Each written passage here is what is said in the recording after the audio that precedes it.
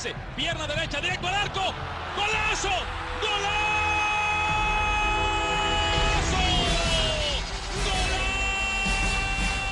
The world of football with a soccer perspective. This is Soccer Today with Duane, Rollins and Kevin Laramee, live on the Sports Podcasting Network. Good day, good night, and welcome to Soccer Today for April 27th, 2018. Of course, myself, Kevin Laramee, joined by Duane Rollins. Duane, how you doing today? I'm good. I just had a Krispy Kreme donut, so if I talk really fast, that's what it's about. I just have a lot of sugar right now. First of all, where did you get your Krispy Kreme donut? Because I've been looking for places to get Krispy Kreme donuts for about 5 years in Canada, and I'm not able to find any. Oh, man, those donuts are so bad for you, but they're so good. There is a location on Harvard Street, which is down by U of T in Toronto, that you can buy them. And I happened to be down there picking some stuff up last night, and I decided to treat myself. So, Kevin, if and when I come back to Montreal, I'll bring you a Krispy Kreme donut. How's that? Okay, fine. I'll take it. I hope everyone's doing well this morning. Let's start the show with a bit of news. This morning at 6 a.m., the Canadian Premier League's new website was launched, and here is the brand new logo that you can see on our television, the new colors, new logo of the league. And Duane, before we get started on the Canadian Premier League, this is like the official announcement, the website's up, it's going to happen. Let's listen to a video, the audio of the video that the Canadian Premier League put on their website earlier today.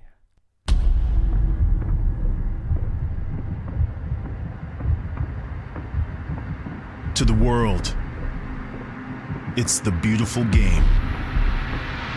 To us, it's proving we belong.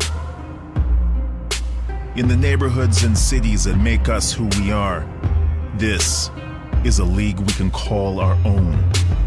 For Canadians, by Canadians. We're on a journey out of the shadows and back into the hearts of a nation.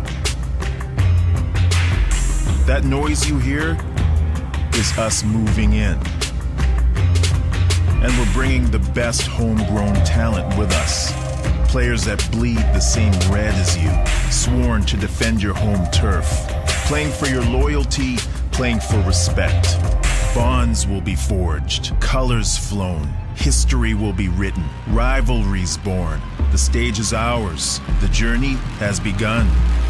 We are many. We are one.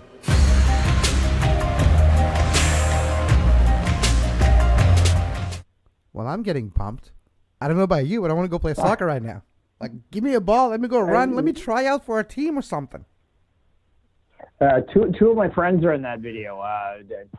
Big Noof, we call him. Tim, he's a big Newfoundlander, as we say. He is the scowling crazy fan in there, the guy that screams on the camera. Yeah. And of course, Jamie McLeod is Jamie is just staring like intense. So yeah. Yeah, and we have some listeners as well. Barton Street Battalion was in there with a nice little shout out. There was other shout outs from to other leagues. So Canadian Premier League, it's for real. It starts. If you want to know more about the Canadian Premier League, I urge you to sign up $2 a month for the Two Sawdudes Soccer Podcast, where Duane, myself, and Keaton Robbins gives you all you need to know. And this week's show is, newsworthy. You get all you ever wanted to know about York 9, the who, the what, the when, and especially the where of York 9 Football Club. Yeah, and look, it's going to be a challenge in York to find an audience, as I said on the show, and I'm not going to spoil too much. You need to subscribe if you want to hear it, but they're going to play at a very sort of, it's an ambitious project that's going to set up a great stadium. And if you haven't found this information, I urge you to seek it out and to subscribe to the podcast. That's going to be a challenge location-wise. And, what it speaks to, Kevin, I think, and what the Canadian Premier League really is going to need to do, and I think what should excite us all, because they need to do this, is they really need to engage the local footballing communities.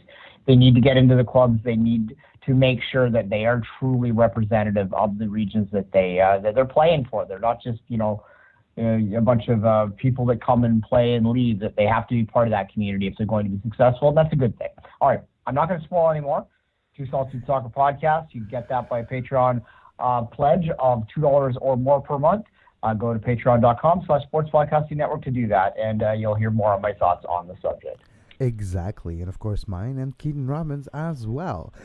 Now, there's a few, I don't really call it news, but before we get into who's playing this weekend against who and is there any ramifications to those games, well, apparently the Impact's backup goalkeeper, as of now, Clément Diop, is making some head turn in Turkey. Apparently a few clubs like Besiktas, another Turkish club from their first division, are looking at Clément Diop as an option.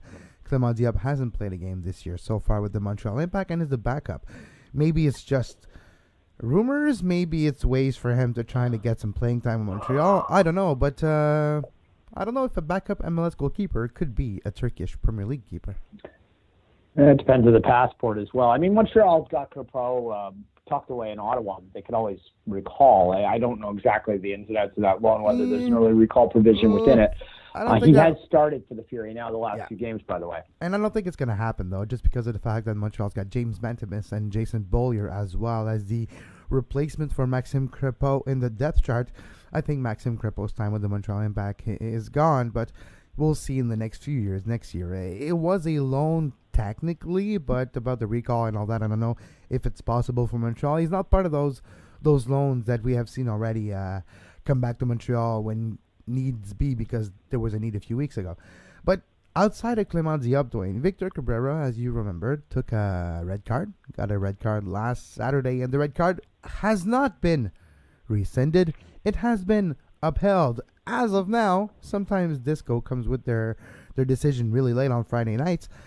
But as of now, Victor Cabrera is suspended for tomorrow to add to the injuries of Zachary Diallo, Rod Fanny, Cal Fisher. We need some center back in Montreal.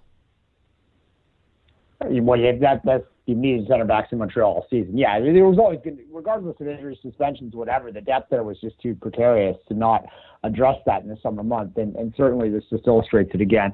Montreal, a lot of noise coming out of Montreal this week. I noticed anyway. I don't know whether maybe I was just jumping out at me because I was almost ironically so focused on the CCL that any news that was in my feed that wasn't sort of jumped out. And it seemed to me that the Impact fans and the Impact in general are just mad right now, that they're mad at themselves and they are really focusing on that Atlanta game. Maybe we'll talk a bit more about that when we get into the next section, but certainly I was noticing that anyway. Yeah, well, there's the aspect of Rémi Garde being already aggravated by referees, and he asked the league to have clarification already on a few standards or a few markers of MLS that differentiate from the rest of the world and why this is called here or not. And so there's that aspect. We'll see how the referees react to that tomorrow against Atlanta. That'll be interesting. But Duane, when you look at the last week that just finished, you mentioned TFC a lot and everything. Heading into week 8 already, actually week 9. Is it week 8 or week 9? I think it's week 9. It is week 9. Wow, week 9 already. It's crazy. Oh, well, it doesn't seem like it, especially from a game perspective, because from Toronto perspective, because we played so few games in the league. But yeah, it's this season is already well underway. We're not in the early days anymore. It is starting to get warm out, and we're about to hit the grind. We're about to hit the grind. But before we move on to the next segment and talk about games that we will take a look at this weekend, Duane, you had a bit of a rant brewing. You had a bit of a Michael Bradley rant. What's it about? Well, just that, look, Michael Bradley is not a player without flaws, obviously. He would be, he would have been a regular player at Roma. He would have stuck there and, moved on to a bigger club if he were a perfect player. But Michael Bradley, the criticism that he gets from the U.S. men's national team has ceased to be funny. It's stupid now. I mean, it's dumb. The criticism of him is just so ill-informed that it's making me insane and forcing me to constantly come off as an apologist for him. I get that he has flaws in his game, but anyone with any soccer brain at all that watches him play and isn't blinded by their own frustration or hate would never call him into problem. Look, the U.S. had a bad game. They almost still qualified for the World Cup. The idea that your system needs to be blown up completely, it's absurd. And you know what it is, Kevin? as a Canadian that has watched the Canadian program dissolve into the ground over the past 20 years and watched the American program simultaneously become a power in the region, I find it incredibly there's privilege that they're demonstrating, to use a word that we commonly do right now, the U.S. men's national team fans. They think they're entitled to World Cup bids. They think that the rest of the region isn't going to try and take that away from them. So this is what kind of rubs me the wrong way about that. And for them to completely say that the only reason they didn't qualify for the World Cup, which is what is implied by their criticism and hate of Michael Bradley and Josie Altafeur and others, but those two in particular, I get it the worst, is that the only reason they possibly couldn't qualify is because those guys didn't care enough to get them there. And that is ridiculous, and it is disrespectful to the rest of the region, and it is incredibly disrespectful to two players that do nothing but accept the call to your country. And you need to get your head out of your ass, U.S. men's national team haters out there, because you're not being rational, and I think it's just wrong. And this isn't about partisanship. This isn't about TFC. It's about having a brain and using it when you're evaluating players. And we're all allowed to be a fan from time to time. I'm going to watch the Raptors game tonight. Don't ask me for an analysis of it during the game. Fair enough. But at some point, you have to take a sober second thought and sit back and evaluate rationally. Speaking of sober second thoughts, I don't have internet this week because I'm in the middle of moving, so that's why there wasn't one after the game. I'm not pouting. I do have an interview from Stuart from the Fury that won't go up probably over the weekend when I get internet back for USL Radio. But all those extra bonus podcasts that you like are going to get out there, and don't you worry about that. So I just wanted to get that in as well, Kevin. Yeah, no, absolutely. And the one. What I can say as a follow-up to what you just said, Duane, is I never thought this would happen.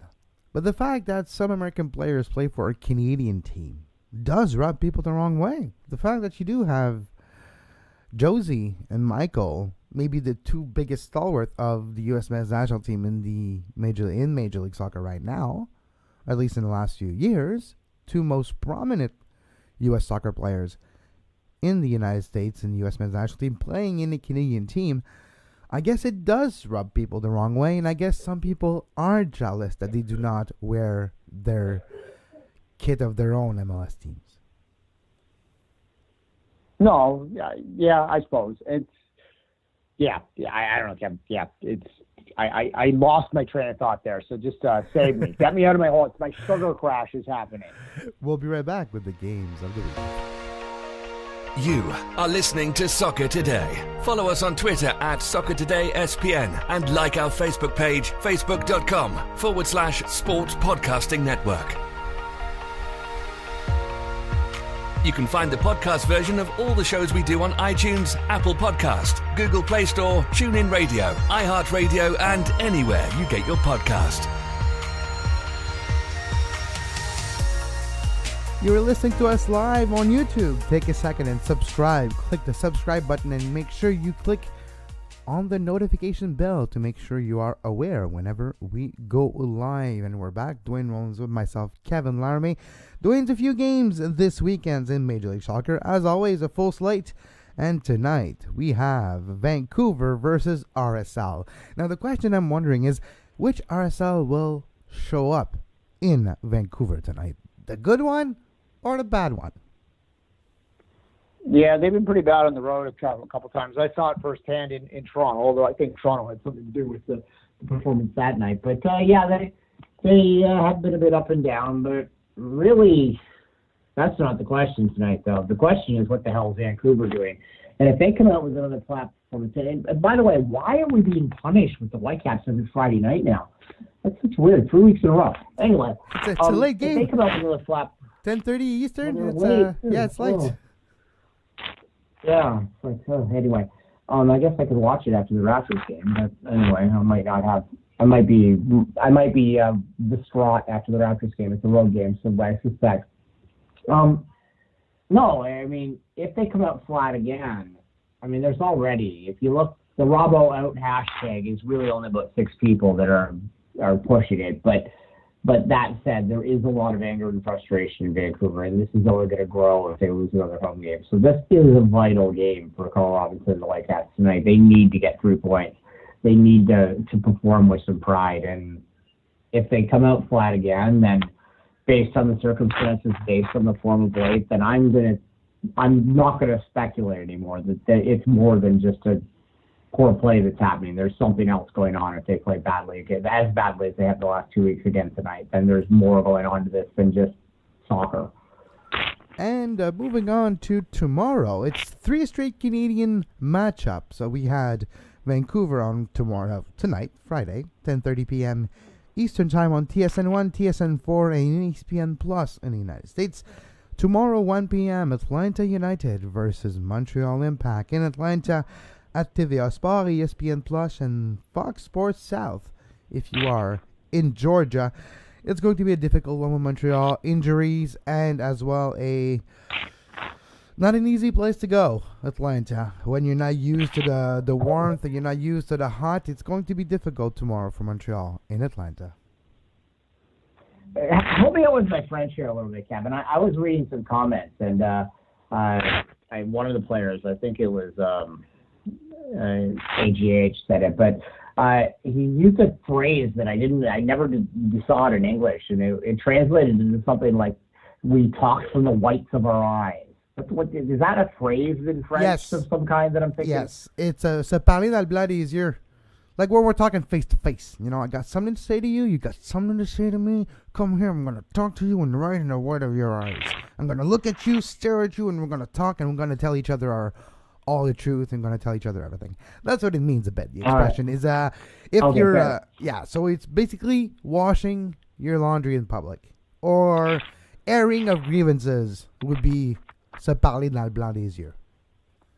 So it sounds like the Impact had a very interesting week and a very candid week is what I'm getting at here. There were a lot of comments about how they need to step up in this Atlanta game. They need to show more passion in the defending. They need to have more of a team concept. And there was tons of players. They seemed all on board with this after the fact. That no one was pointing fingers at other people. They were all pointing fingers at themselves. So I will say that, at least publicly.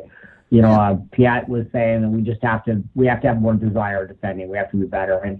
And everyone, it seems, is really angry at the performance in the second half last week. And it's going to be, just like Vancouver, it's going to be telling to see how they come out. I mean, it's one thing to be angry and to have desire. And I don't think that the Impact have shown a lack of desire this year.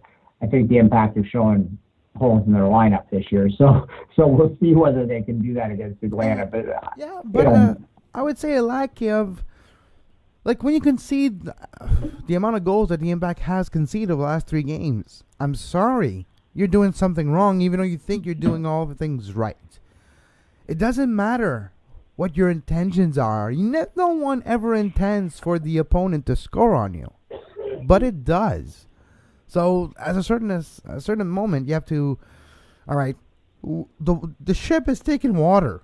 As much as we can have Piatti scooping the water out of the boat by scoring goals and making sure we stay afloat, we can't take on more water, otherwise we're going to drown and we're going to sink.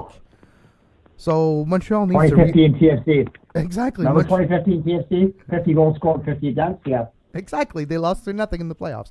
So that's my thinking, is tomorrow, no matter what the results of the game is, Montreal needs to keep the goals scored against them to 1 or 0 if they want to have a shot at winning. And against Atlanta, it's a tough task.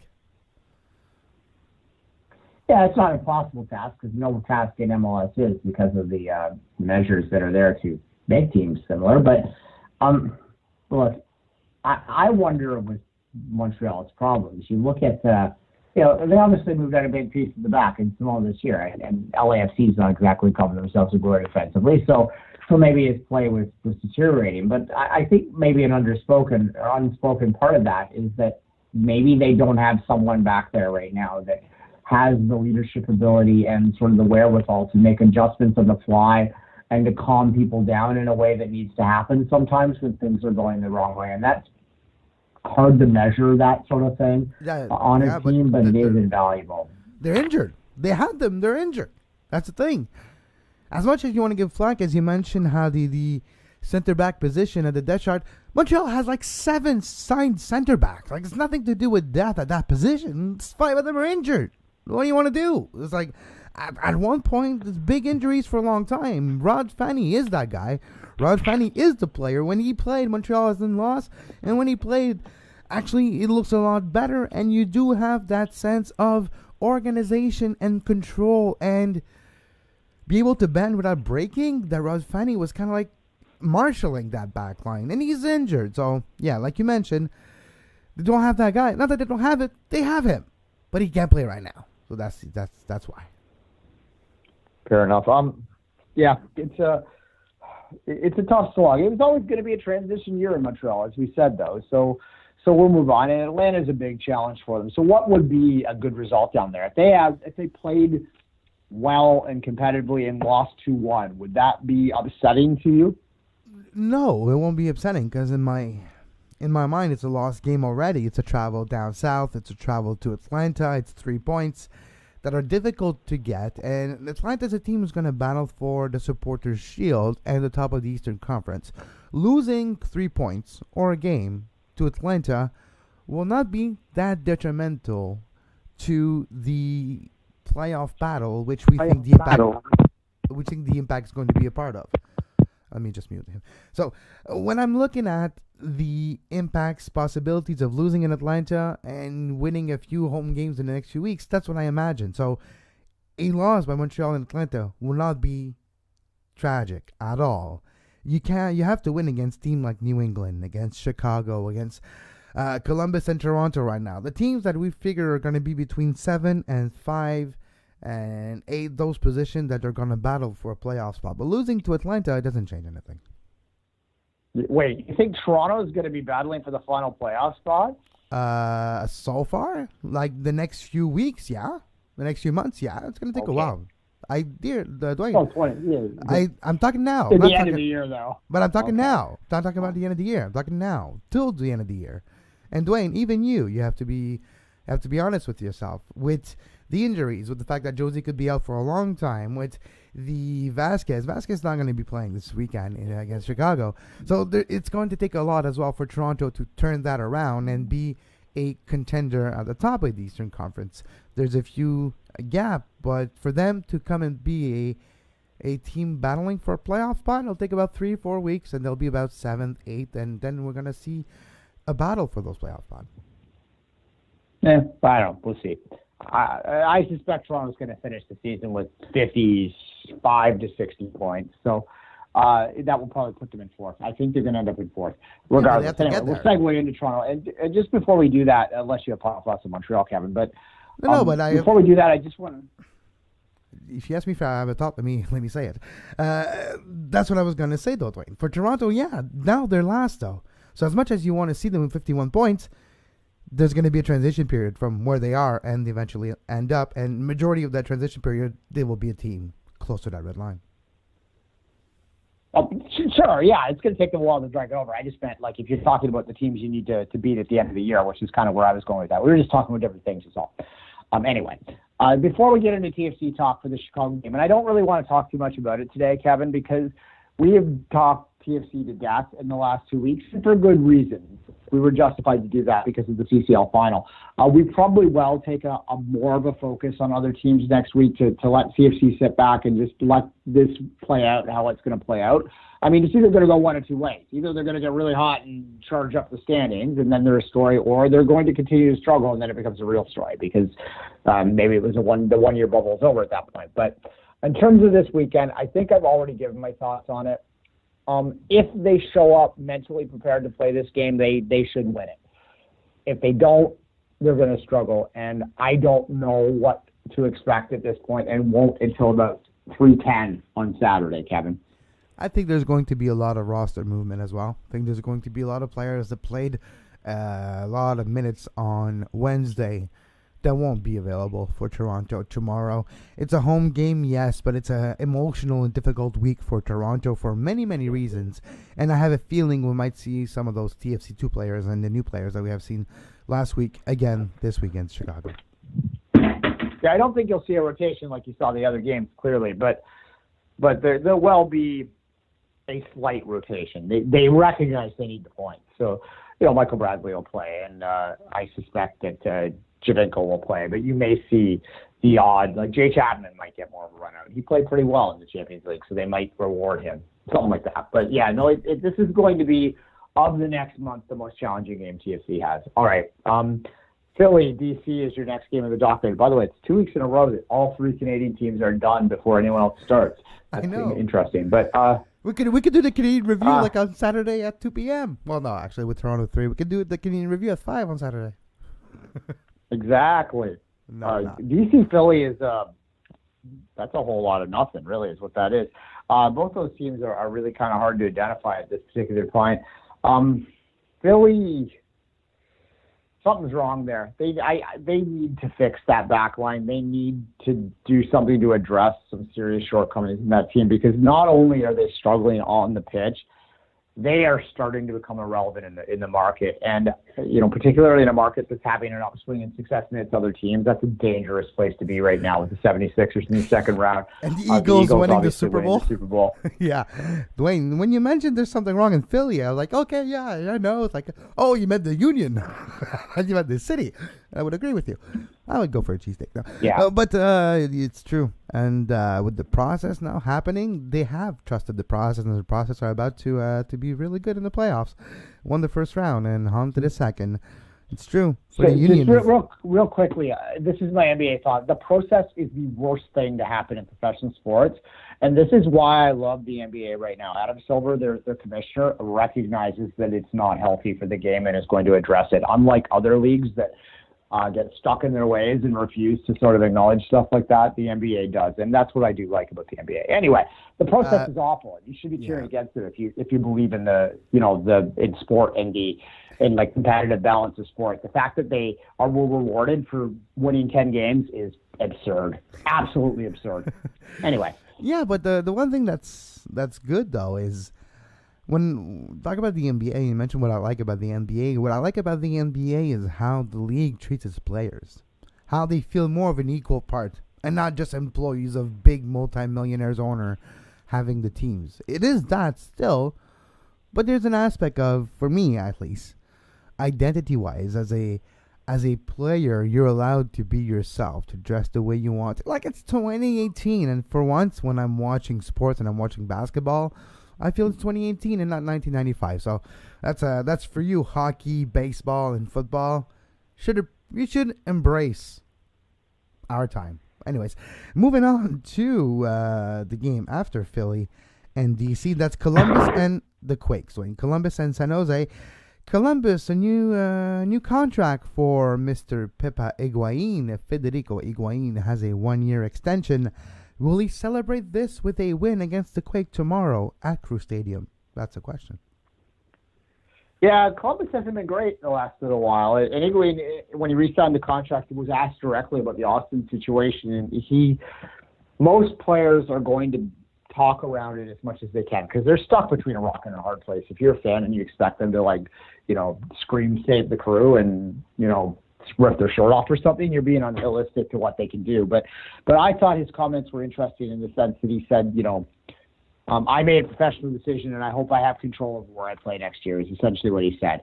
And that was as good of a pro Columbus statement you're going to get out of a Crew player this year. So that's probably where the attention is. And look, following Columbus this year is about following lawsuits and everything else. And we'll see whether they can get strings going to where they look like in the early part of the season again. But the reason both Kevin and I picked them out of the playoffs is because we felt the distractions and the possibility of losing pieces would end up hurting them in the long run. And maybe we're starting to see a little of that right now. Maybe we are. Speaking of, New England Revolution sporting Kansas City, Saturday, 7:30 p.m. Kansas City is on a roll. Kansas City, the best team in the league so far this season as a whole, right now. Even if they're on the road at New England, I'll put $2 if I have to on Kansas City. Like, it's one of my locks this year. If I need to put the money on to win gambling on soccer, Kansas City is a choice that I put on my parlay. one of the reasons the Supporters Shield, as it currently stands, is not really that valuable of a measure is because of the imbalance in conferences. Kansas City is by far the best team in the West. They're probably going to win the Shield because the West is garbage this year. So, sorry, that was harsh. The West is struggling this year, and Kansas City is an exception to that. Yes.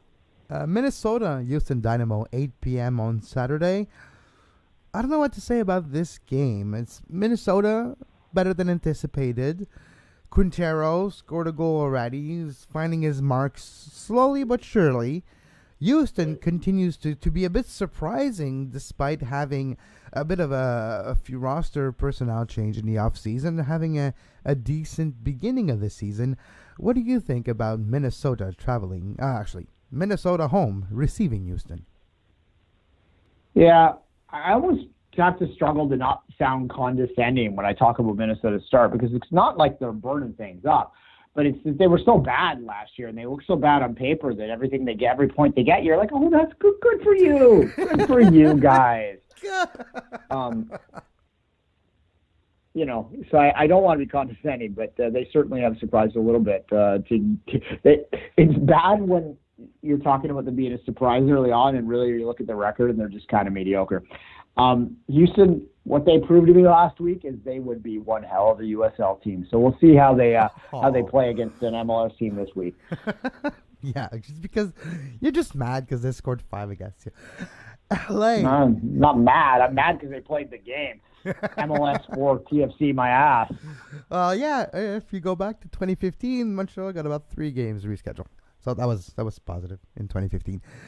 Tomorrow night, an iteration of the battle of the biggest cities in the United States. LA Galaxy, New York Red Bull.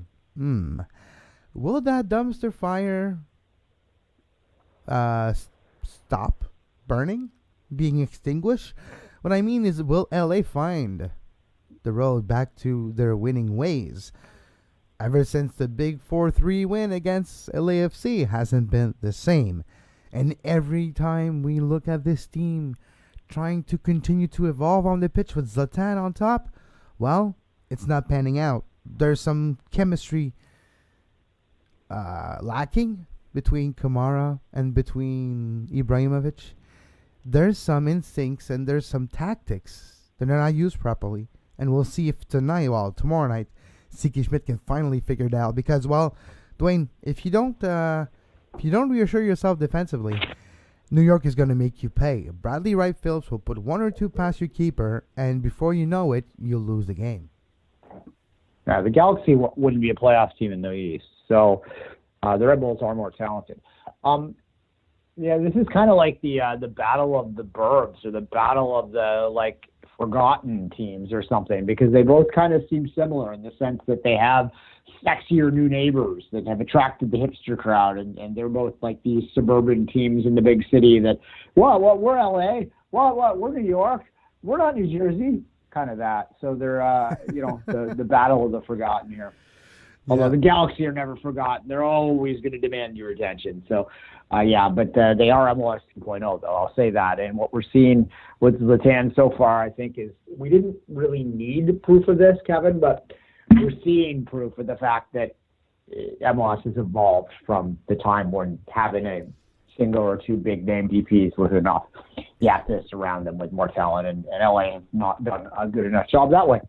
And Sunday, 3 games on Sunday. We'll finish quickly with those. Colorado, Orlando, New York City, FC Dallas, and last game, Sunday, 9 p.m. on FS1 MLS Live on DAZN in Canada, LAFC versus Seattle. Seattle traveling to LAFC, and it's the opening of Bank of California Stadium, the first ever home game for the Angels. Yeah, and that's the one we're all going to be watching for a lot of reasons. There'll be 7 goals in it. So, good for that one. It'll be fun. That's true. It's going to be amazing. Will we see a Laurent Simon free kick? Probably not. It's probably once and never going to happen again.